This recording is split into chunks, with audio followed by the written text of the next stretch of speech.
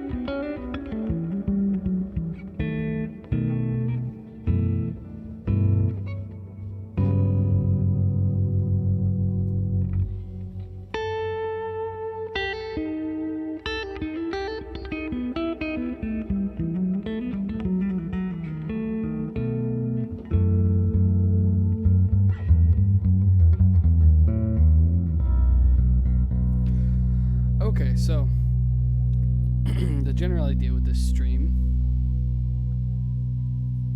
was not to die of thirst. So doing well. The general idea for this stream was to,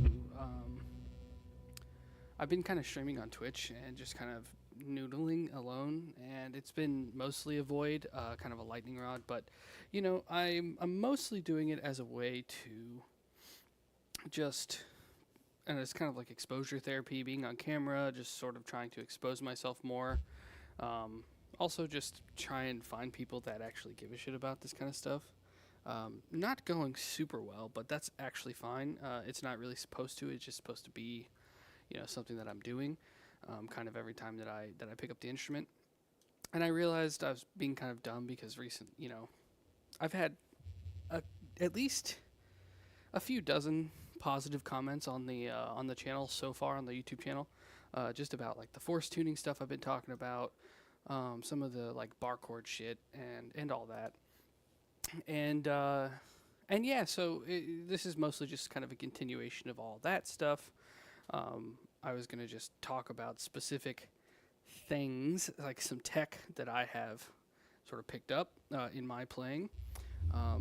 So actually, oh fuck, the camera angle's a little shitty. Let me see if I can't adjust that just a little bit. It's a little bit rickety where it is right now. But I'm playing this. This is a H string, so it's a little bit uncomfortable for me still, but you know, we'll make it work.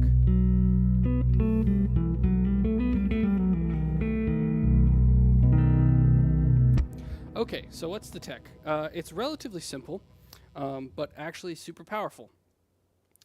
So if you're into jazz and theory and scales and all that kind of shit, and I guess if you're interested in force tuning and you're kind of, you know, either tuning in or watching this at a later date, then you probably are into that kind of stuff, and you're probably a guitarist. And if not, maybe you're just randomly fucking interested in this, and so, you know, more power to you. You've probably sort of come across this idea of sort of parent scales and modes, right? And chords, triads, all the sort of, you know, important sort of fundamental building blocks of how improvisers tend to think about stuff. There's a couple of folks that talk about sort of this intervallic approach to thinking about the fretboard. So just a quick... So this is like a little fretboard tool. I've fucking spammed it on my YouTube channel, you know, 1,000 times, so you probably have seen it. But if you haven't, this is a little tool I built. It's publicly available. You can probably find the link in one of my descriptions somewhere.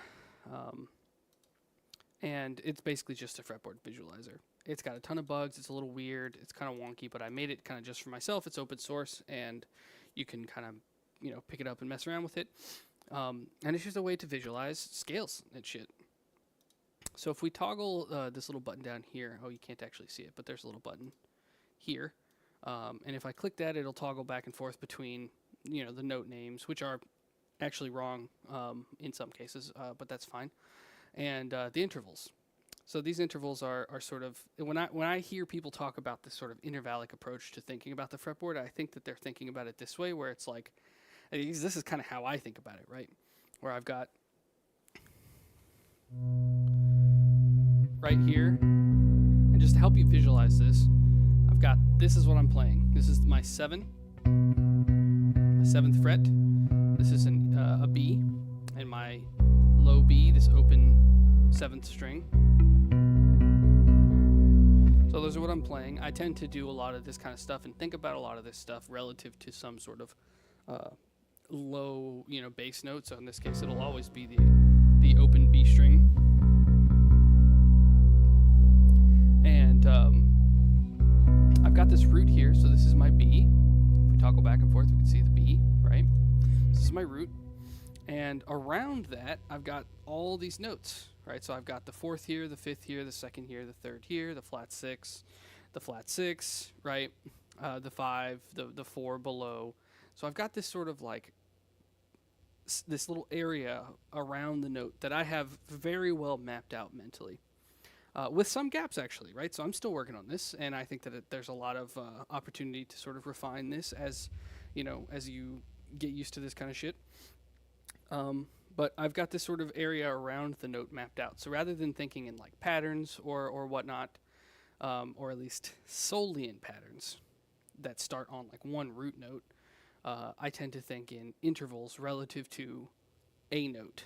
It doesn't have to be the root note, right? Like I could think about the 4th of, this C sharp, which is just going to be either here or here below it, right?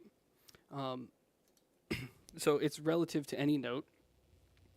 And I mean, this is kind of a tangent, but yeah, it's just an interesting thing I thought I would point out. When people think of triads, I'm trying to think of like the best way to give this information.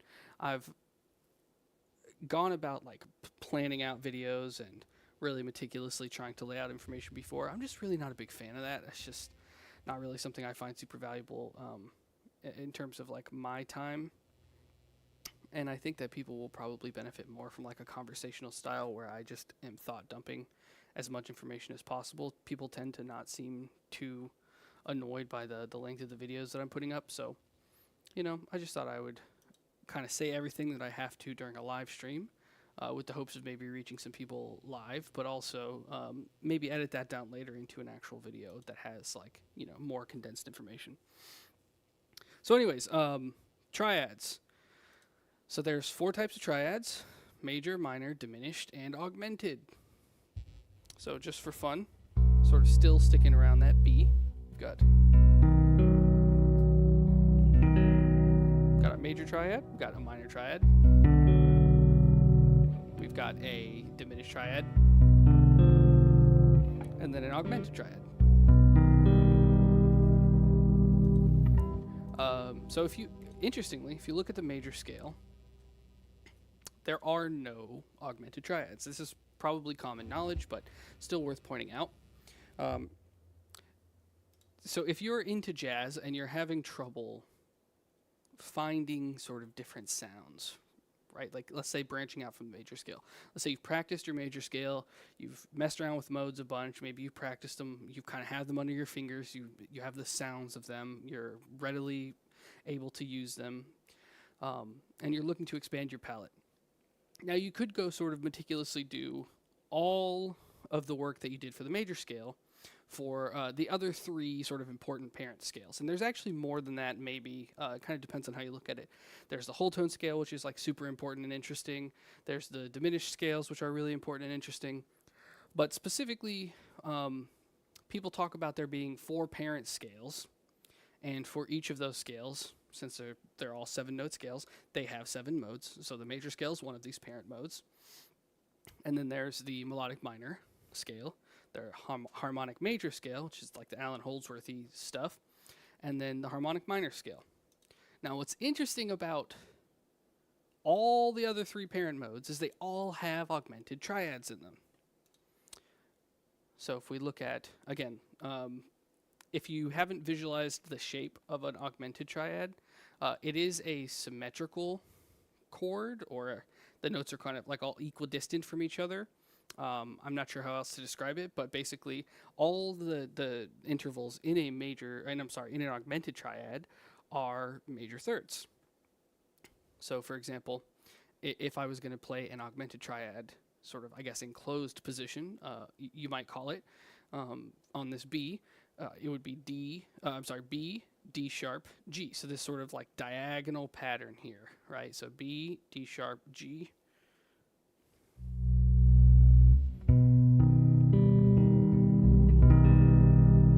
Now the interesting thing is you'll notice that it repeats, right? Because again, it is a symmetrical chord, so just like diminished. Oh man, there's actually so much to unpack here. Like if somebody doesn't have all the context, I'm not really sure how much information to give, or like how much to assume that somebody would actually know already. I'll just say that diminished also has this property, which is that if you move through the notes of a diminished, you eventually cleanly get back to the root, because it is sort of like a closed system. Like because it's symmetrical, it eventually sort of repeats itself. And in that way, you can think of B augmented, D sharp augmented, and G augmented as just inversions of each other. Okay? So they're essentially equivalent chords. So let's just play them just to hear them. That's B augmented. Sorry, the H string.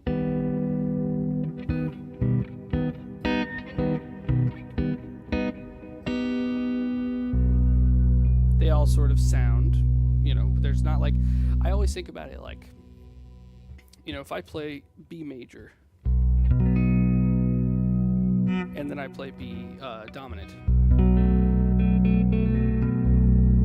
there's an obvious like tonal shift that happens, at least to me. I wouldn't know how else to phrase it.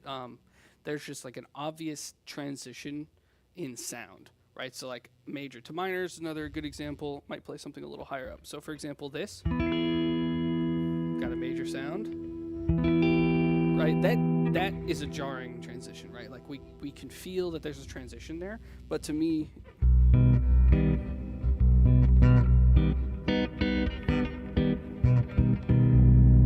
there's not really like a jarring transition there. They're kind of the same sound, right? So they're inversions of each other. I think of them as inversions of each other. They're essentially the same chord. And so when you have a chord like this, and again, diminished has the same fucking thing going on. The only difference is because diminished is symmetrically minor thirds instead of major thirds. So in this case, it would be B, right? Got this B here. D, F, G sharp.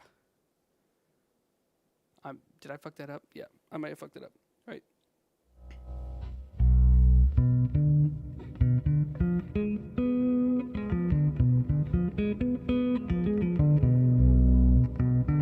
Yeah, let me not try too hard. So B, D, F, G sharp, B, right? So it still gets back to B cleanly. I could do the same thing. Just I guess take my word for it, or experiment with it and look at it from from different sources. But the point is, symmetrical chords, eventually they loop back on themselves. You can kind of think of them as inversions of themselves, and people call these like families of chords, or something like that. I'm not exactly 100% sure about that, but I believe that they call them like diminished chord families or augmented chord families or some shit. But the point is that if we've got three, we essentially have three notes here, and if you can think of them all as inversions or equal, then we've got essentially three chords, but they're all the same, which means we've kind of got one chord, but it uses three notes of the 12 that are available in Western music of the chromatic scale. Which means if we've got 12 notes and there are groups of three that are, one sort of chord family, or again, groups of four for diminished chords, for these symmetrical chord types or structures, then that means there are only 4 augmented triads that exist. Not 12, right? Just 4. And again, there really are 3 here, but they are all sort of inversions of each other. And so by the time you would get back, or to one of these other notes that are in, so you've got B, that's its own. C, that's its own. None of the notes overlap here. C sharp, that's its own. None of the notes overlap. D, again, so 4. And then with diminished chords, there are 3. So relatively, I think, kind of a common concept, but kind of important to what I'm trying to talk about here, which is essentially kind of what I'm getting at is like a hack, in a way, to start uncovering the sounds of these other parent scales and their modes without like really digging into them. Now, I do recommend that you really dig into them. But I think that there are some real simple things that people can do, especially if you're already used to the major scale and the modes, and you kind of have those things in your ears and under your fingers, and you're familiar with them and comfortable. There's some really easy things you can do to like start doing that with the other 3 parent scales, and even the weirder ones like harmonic major. I feel like that's the really weird one. I feel like I've heard a lot of jazz folks say, they don't even really harmonic major. There was a Matteo Mancuso interview with Rick Beato where he basically said, like, I don't fuck with the harmonic major scale, but it's actually really kind of easy to get into. And we'll talk about that. And that's basically the thing I'm going over here. Is like, if you're someone who kind of understands modes and kind of understands tonal centers, but you're like not super into melodic minor yet, and you want to be, or you've like tried to be, and you kind of feel like you can't really get the sound under your, like in your ear, under your hands, or it still feels a little bit alien, I think that there's some easy things that you can look at. Number one is all of these other parent scales have augmented triads. So like just start playing augmented triads. Get real fucking used to augmented triads. Get them under your fingers. I don't think you need 1,000 shapes for it either. I'm sure that there's all sorts of spread voicings and like weird stuff that you can do. I haven't really gone down that rabbit hole. I just have the one voicing. There's actually a lot to uncover in the whole tone scale. I guess I'll cover it briefly. So the whole tone scale is a symmetrical scale. It's all whole tones, right? And interestingly, you can kind of do this with any scale that has an even number of notes, right? So interestingly, all the parent scales that we talk about, major, melodic minor, harmonic major, they all have 7 notes, which is an odd number of notes. Now, for any scale with an even number of notes, the simplest I can think of, for example, being like the blues scale. So just a minor pentatonic with the blues note. That's got 1, 2, 3, 4, 5, 6. Repeat. So it's a 6-note scale. It's an even number of notes, therefore it's a symmetrical scale. Now with any symmetrical scale, you can kind of do this, like a lot of the same sort of thinking, which is interesting. Robbie Barnby has a really cool video about essentially looking at the blues scale as a symmetrical scale and harmonizing it in that way. For example, I think if you were to do that with, let's say, the A... I don't think I have the blues scale on here, but the minor pentatonic, right? So if we look at, and again, we have this D sharp, right? Because we're talking about the blues scale. I just don't have it here visually. 1, 2, 3, 4, 5, 6. So if we harmonize this, just like we would harmonize the major scale, which is taking thirds, we're just going to take every other note. We're going to take A, skip C, take D, skip E, take G. Am I crazy? Yeah. 1, 2... Right. No. Okay. I fucked myself up because I don't have the visualization. We take A, we skip C, we take D, we skip D sharp, we take E. So we end up with A, D, E, which is A sus4. We've got the A, the 4th, and the 5th. So we get this A sus4 chord. In this case,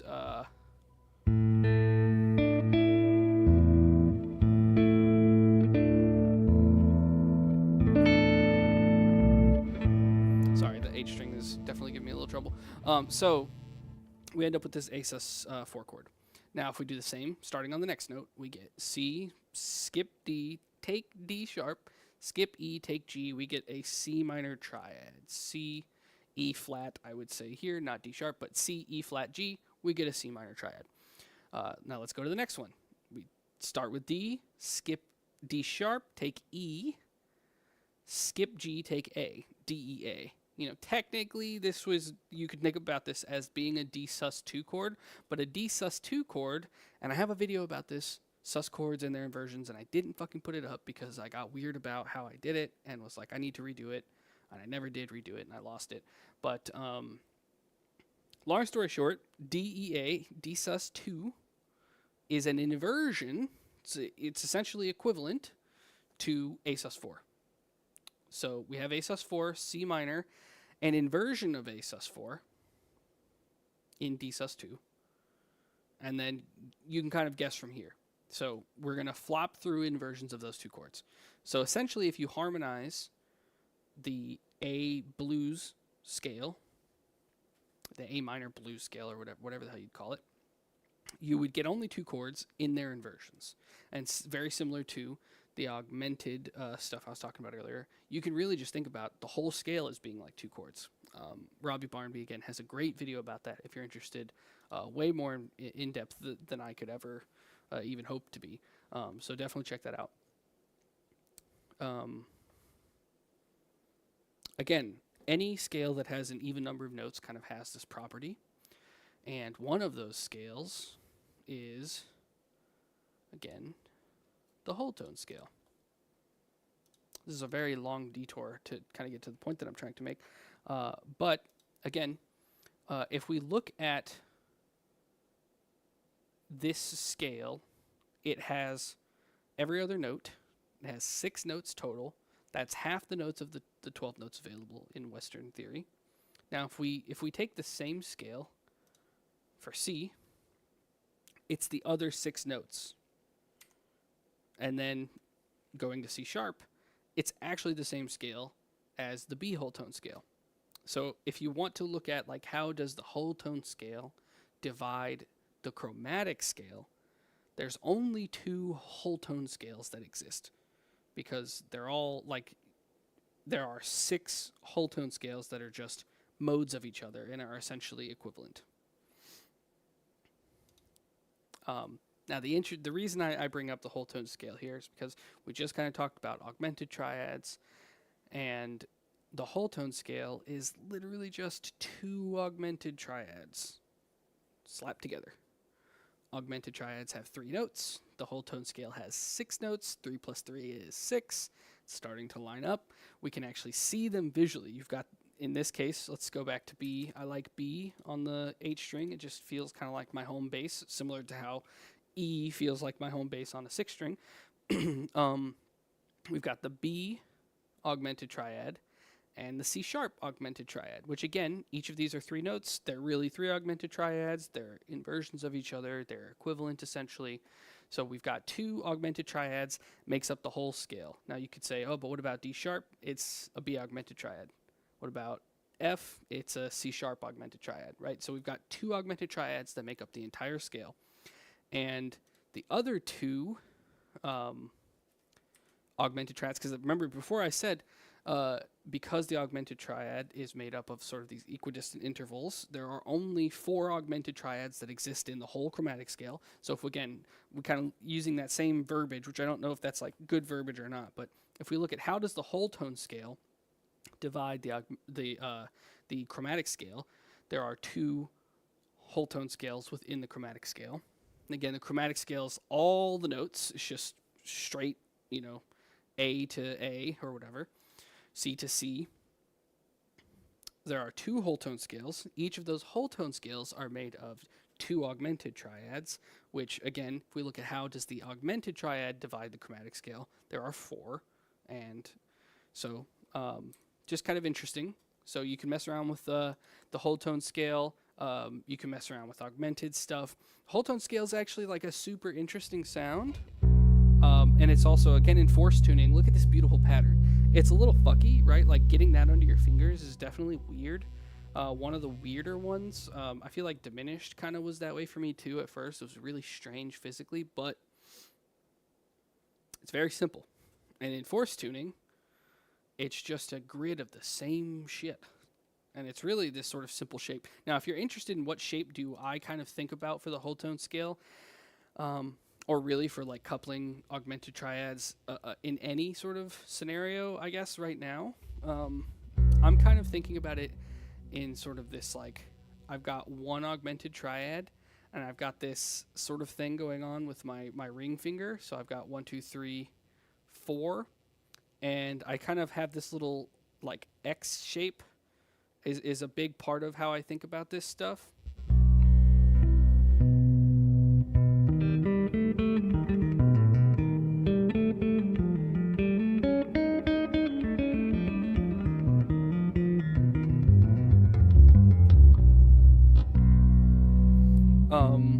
So, again, just noodling, but it's got a really interesting sound. If we just sort of play through it.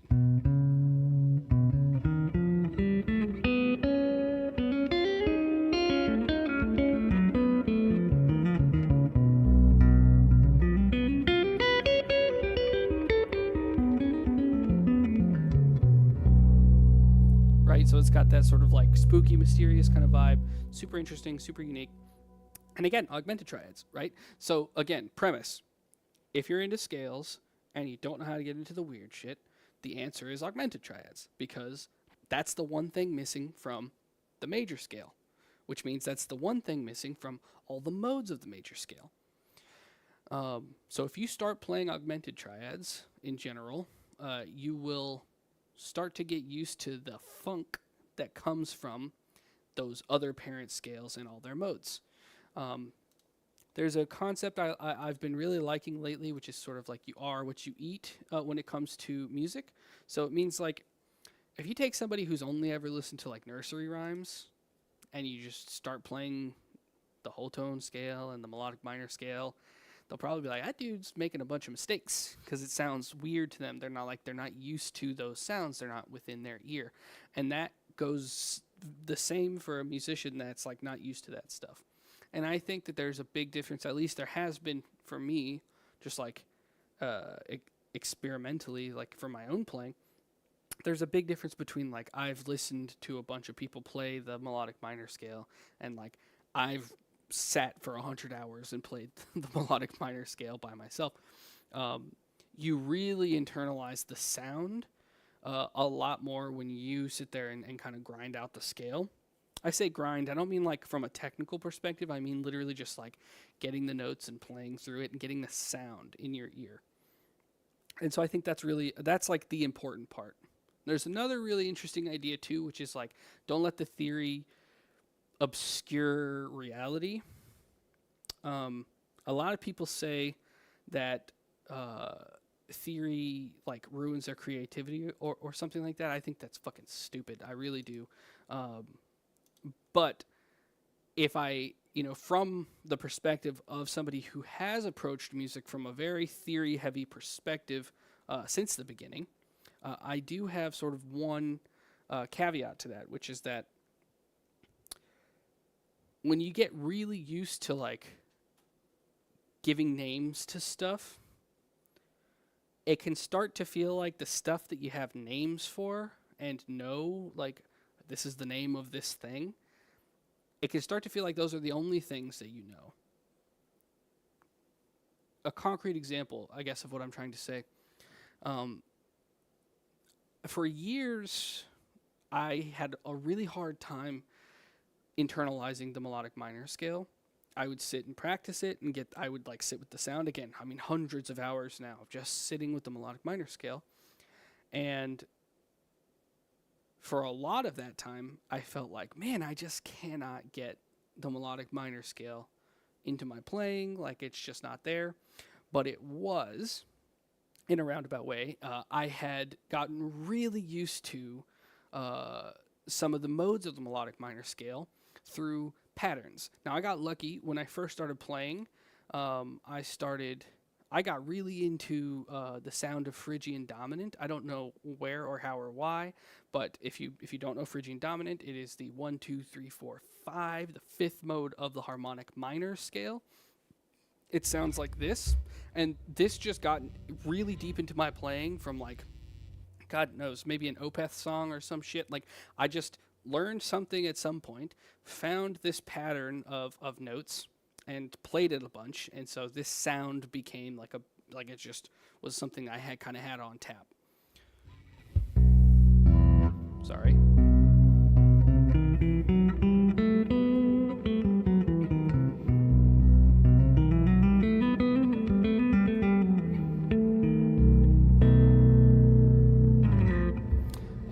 Also, a dominant tension. Love dominant tensions. They're hype. So Phrygian dominant, super interesting. It's the fifth mode of the harmonic minor scale. So this is maybe even a simpler example of what I was getting at before, which is like I didn't know the harmonic minor scale, but I really did because I like already had this mode of the harmonic minor scale really deeply ingrained in my playing. I just didn't know that it had a name, and so I guess my point is that I don't think that theory will ruin anybody's creativity. I think that that's probably an excuse to not put in the effort to learn it because theory is just like a categorizing system. It's not like it doesn't dictate anything that you do.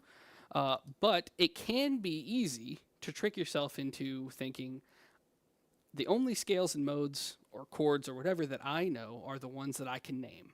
And that's not true. There's going to be stuff, and maybe not for everybody, right? Especially if you've kind of fucking learned everything. Because, like it or not, there is sort of a finite amount of structure to music, which is kind of a little bit of what this point is about. Point being, there are going to be things that you actually know and have access to that you don't have names for. So just kind of be aware of that. Like, I think even just realizing that and sitting and playing for a bunch of hours, like, you might realize that you have some stuff on tap that you didn't think that you did.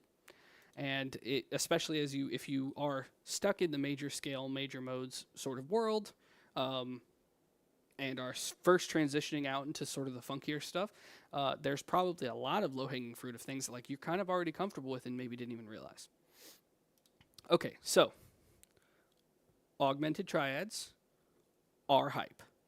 If you want to think about all the other shit that is like, if there are 4 parent scales, and I mean it makes a lot of sense to me.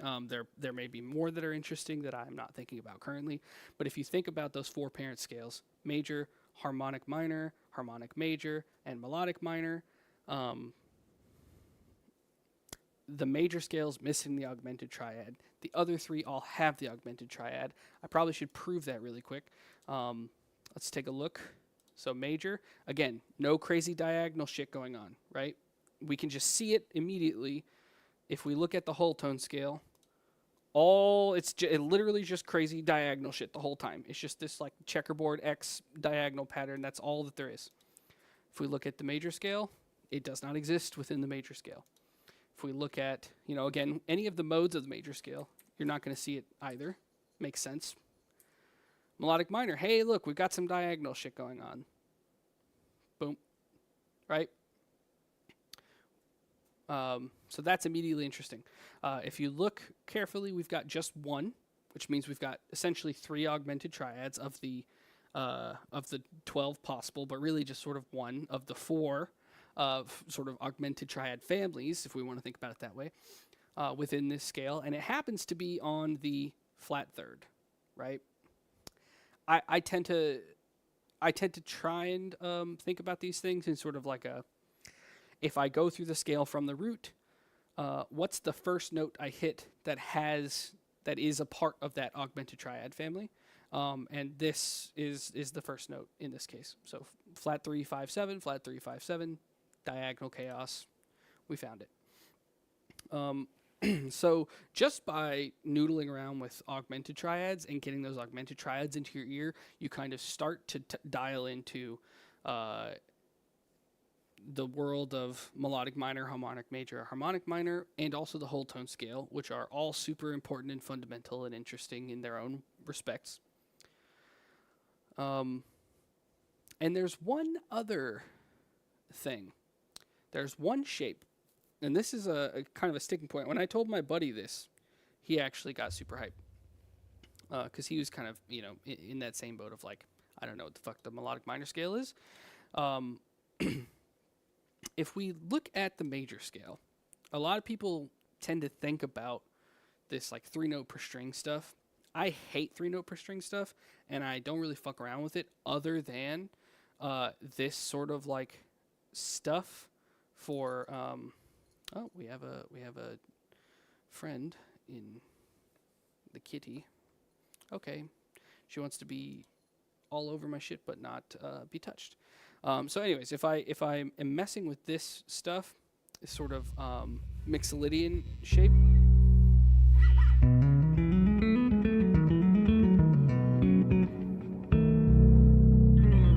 so I will. That's like the one place where I kind of do actually make use of 3 note per string. But for the most part, I personally tend to start my my scales and patterns and all that on the second finger is actually really where, or I mean, yeah, I guess the second finger, my middle finger, or even my pinky. I typically don't start scales on any other finger, especially my first finger nowadays.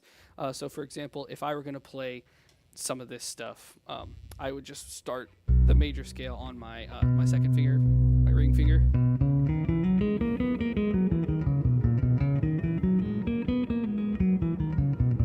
I don't know if you can really see that, but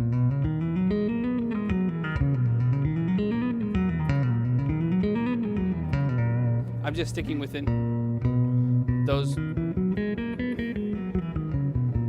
4 frets. I'm not really like doing any sort of like different shapes. Well, I'm doing different shapes, I guess, but I'm not really moving through these 3 note per string shapes. Just worth pointing out, if you're only thinking about scales as like starting from your first finger, I'd say immediately stop doing that and start grinding some like scale shapes from your second finger and from your fourth finger. For example, here's another really good one. If I started from my pinky,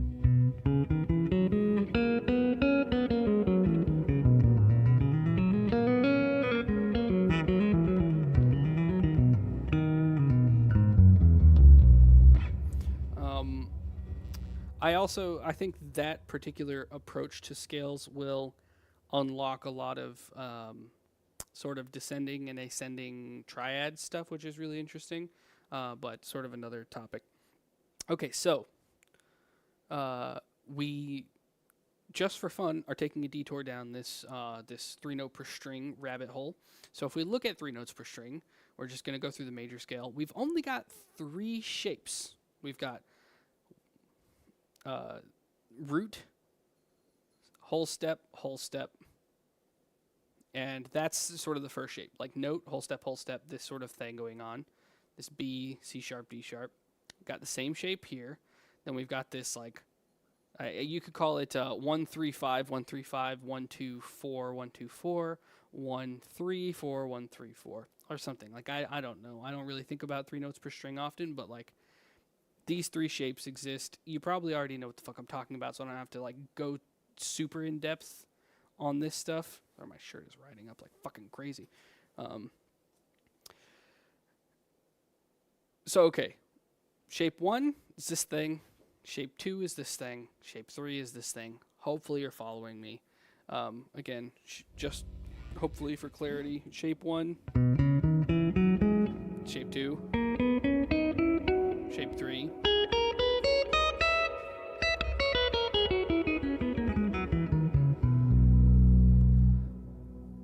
Now, when we start introducing the augmented triad and some of these other funkier parent scales, we just get one new shape. And that is this sort of like half step, whole step, half step, which again, if you have not sort of messed around with the diminished scales, that's basically all they are. So you could grind a little bit of that. You start to get it under your fingers. But if we, just for fun, let's say look at melodic minor. We've got this shape here, which means all the modes have this shape in it. It's here for Dorian flat 9. It's here for Lydian augmented. It's here for Lydian dominant, so on and so forth, right? Now, if we look at harmonic major, hey, look at that. It's that same shape. If we look at harmonic minor, hey, look at that. It's that same shape. So, augmented triad, and again, this is because of the augmented triad, or the augmented triad is always going to be a part of this shape for each scale. Kind of an interesting observation, but if you start playing that shape and you start playing augmented triads, you're going to unlock a lot of the potential here. Now, taking a quick step back, let's look at Mixolydian. B, we've got this like triple shape thing going on. It's the same shape repeated 3 times. So what I was talking about earlier.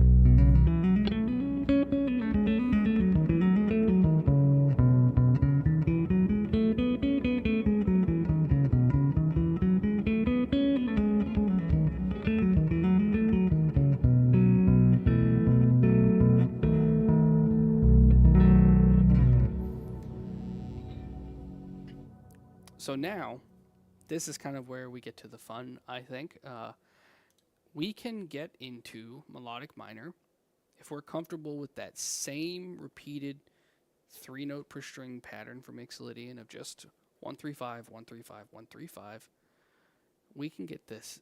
We can get melodic minor for free with 1 half step difference. Now, of course, you could do that with any of the modes, but I think Mixolydian flat 6, the 5th mode of the melodic minor scale, is by far the easiest one because of how simple this shape is, right? This repeated little system of notes is so simple that it's very easy to remember, very easy to visualize. There's no alternations. It's the exact same thing all the way through, and we can get Mixolydian flat 6, the 5th mode of the melodic minor scale, with 1 small change. So here again, we're looking at B. We've got 1 3 5, 1 3 4, 1 3 5. And just like that, we go from the Mixolydian mode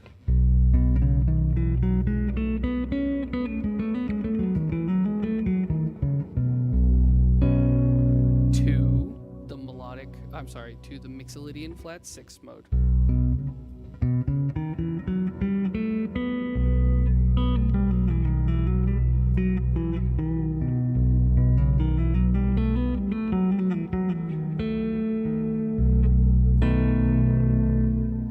Also a dominant mode, also super interesting for that reason, if you're into that kind of stuff.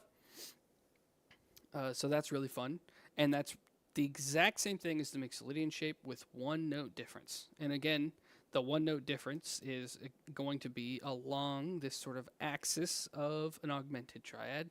So that's, just another observation. And interestingly, there's a couple of shapes in here that I think are really useful as well. So if we look at this B, E, A, D sharp thing that we got going on, I think if this is like a little backwards Tetris piece, and then there's right across the way a forwards Tetris piece. Hey, look at that. We got a T and a backwards T thing going on. Hopefully you kind of see what I mean there. I think that's really interesting. And sort of, you can start to like think of these shapes and sort of kind of start putting chords into them as well. So like, for example, I know that this Tetris shape is the beginning essentially of a dominant chord that sort of could potentially be disguised as either like a major 6th or a I talked about this in my one video, but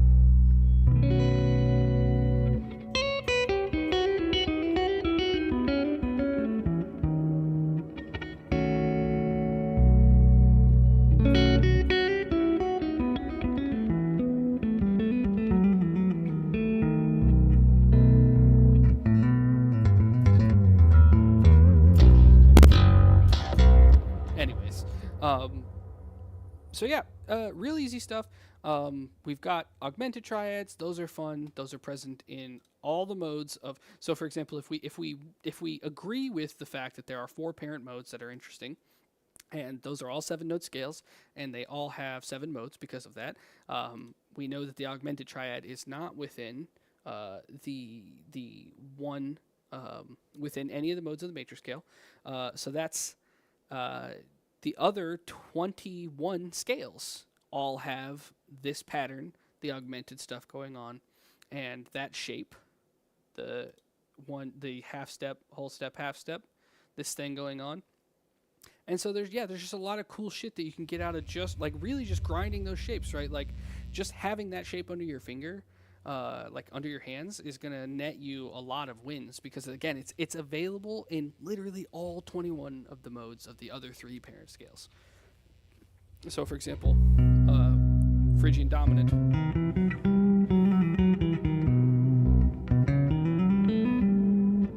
So that was Phrygian dominant, then Mixolydian flat 6. Harmonic major.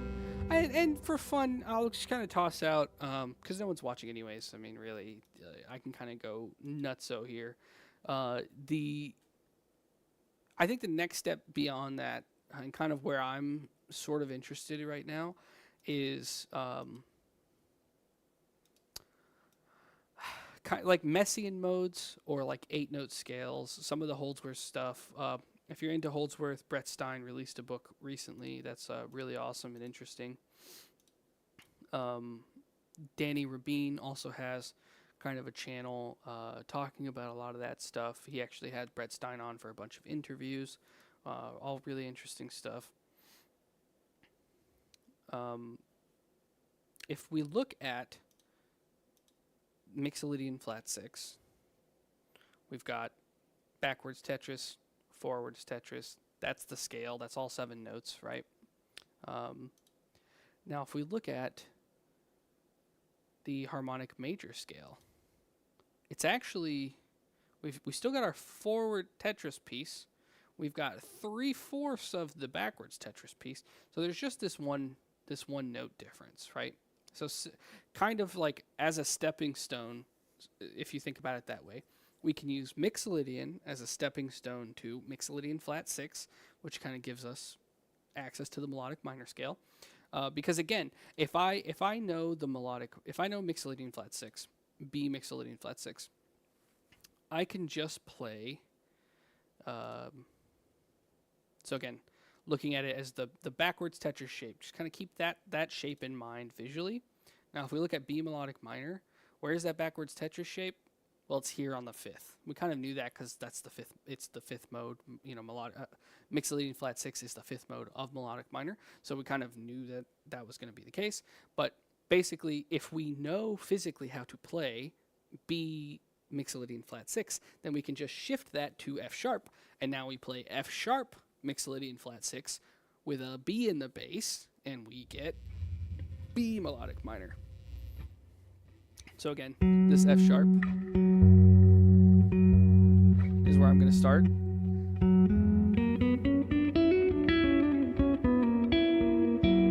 And then a low B.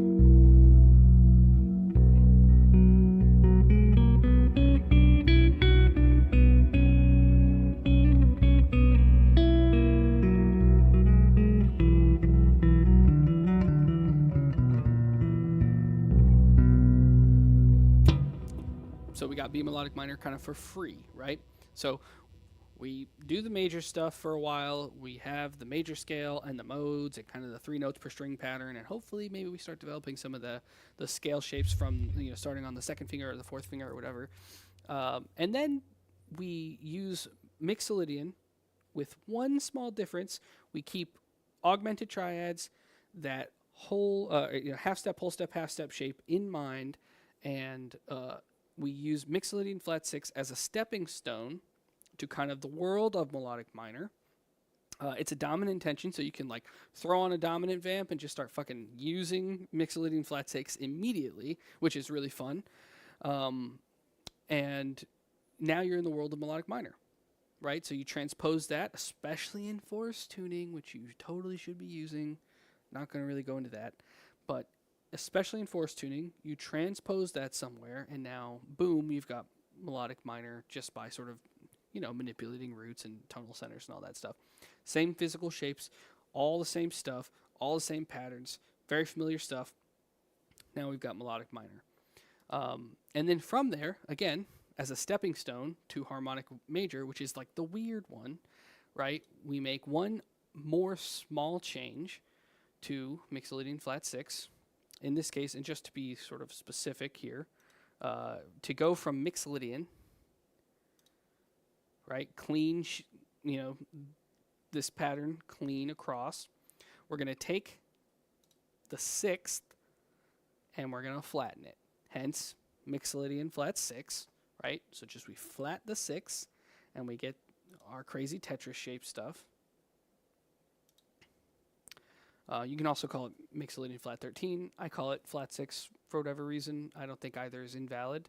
We've got our crazy Tetris shape stuff. We've got our augmented triad, again, sort of this X shape that I was talking about with augmented triad. Super interesting. Here's the half step, whole step, half step stuff. Here's our crazy diagonal augmented triad stuff. And now we're into the world of melodic minor. Now we take this and we do one extra little weird thing, which is we take the flat 7 and we raise it to a 7, kind of fucking up our backwards Tetris T, and we get harmonic major. Now we've got this little block of 4 notes, which is connected to the other Tetris piece. I do think about this stuff this way, the way that I'm describing it. I don't know if it sounds really fucking stupid, but this is kind of like, if I do think about shapes ever, this is the kind of stuff I think about. Like, oh, that Tetris shape. Oh, that like weird Tetris flag thing. Like, I have sort of a Rolodex of shapes. I don't tend to really think about it that way. I tend to think about it more in terms of intervals. I know that Mixo flat 6 has the flat 6. So I kind of think about, I usually have a starting point for things, right? Like, I just know Mixolydian. I know it very well. And I've kind of internalized that to the point where it's like really a non-factor. Like, there's no sort of mechanical thought going into like doing Mixolydian stuff. And so when I am trying to do, melodic minor-y, Mixolydian flat 6y type stuff, I will think about essentially Mixolydian and flat 6, and I think about, sort of where the flat 6 is relative to the root note that I am targeting at that moment. I'm not really sort of a jazz changes guy.